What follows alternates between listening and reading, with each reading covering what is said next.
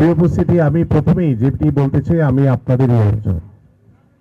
আপনারা হয়তো বা মাঠে বসে লেখার মাধ্যমে আপনাদের কাজ করছেন, আর আমরা এই মাঠে খেলে আপনাদেরকে লেখার সেই সুযোগটি তৈরি করে দিয়েছি।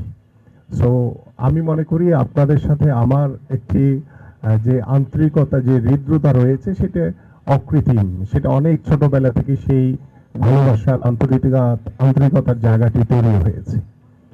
এবং আজকে আমি বাংলাদেশের স্পোর্টসের যে দায়িত্বশীল জায়গায় আমাকে আমাদের মাননীয় প্রধানমন্ত্রী দায়িত্ব দিয়েছেন, আমি তার কাছে কৃতজ্ঞতা প্রকাশ করি। এবং তিনি এতটাই ক্রীড়া বান্ধব, এতটাই খেলাধুলা প্রিয় একজন মানুষ, ইতিমধ্যে সেটা বাংলাদেশের মানুষ স্বচক্ষে এবং সেটা বাংলাদেশের স্পোর্টস অঙ্গনে ইতিমধ্যে প্রমাণিত হয়েছে।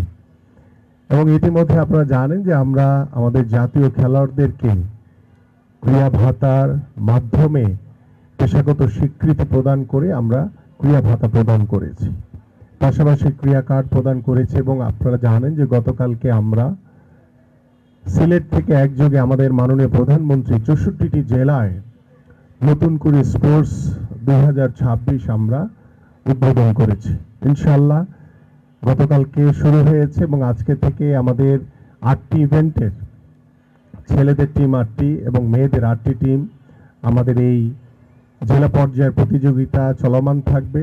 জেলা পর্যায়ে শেষ করে বিভাগীয় পর্যায়ে এবং বিভাগীয় শেষ করে আমরা জাতীয় পর্যায়ে এসে ইনশাআল্লাহ আমরা এই প্রথম নতুন করে স্পোর্টসের যে উদ্বোধনের মাধ্যমে যে কার্যক্রম শুরু হয়েছে, ইনশাআল্লাহ আমরা সফলভাবে সেটা শেষ করতে পারবো। এবং আগামী বছর বলতে আমরা এই টুর্নামেন্ট শেষ করার পরেই আমরা আবার নতুনভাবে আমাদের নতুন করে স্পোর্টস আমরা শুরু করব, সেটা ইউনিয়ন পর্যায় থেকে শুরু হবে।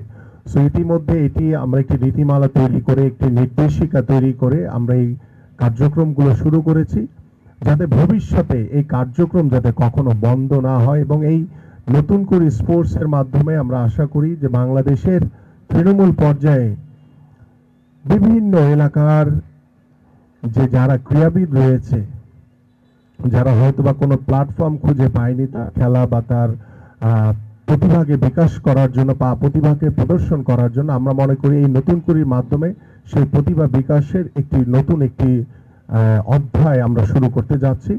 এবং সেই অধ্যায়ের মাধ্যমে ইনশাআল্লাহ আমরা আশা করি আপনারা যেমন আজকে লেখার মাধ্যমে যেভাবে আমাদের বিষয়গুলো নিয়ে, খেলার মাঠের বিষয়গুলো আপনারা জাতির সামনে তুলে ধরেন, ঠিক আপনারাও কিন্তু আজকে সেই খেলার মাঠে উপস্থিত হয়েছে।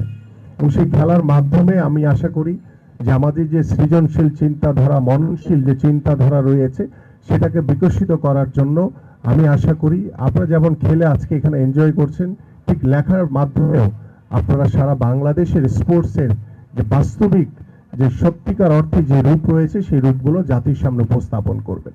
এবং আমাদের বর্তমান সরকারের যে ক্রীড়াঙ্গন নিয়ে যে কর্ম পরিকল্পনা রয়েছে, সেই পরিকল্পনার আমি মনে করি আপনারাও আমার সাথে সহযোদ্ধা, আপনারাও আমার সাথে একসাথে কাজ করবেন, আমিও আপনাদের সাথে একসাথে কাজ করব ইনশাআল্লাহ। এবং আমরা আশা করি আমাদের এই আন্তরিকতা, ভ্রাতৃত্ববোধের মাধ্যমে আমরা আগামীর বাংলাদেশের ক্রীড়াঙ্গন আমরা সুন্দরভাবে ঢেলে সাজাতে পারবো।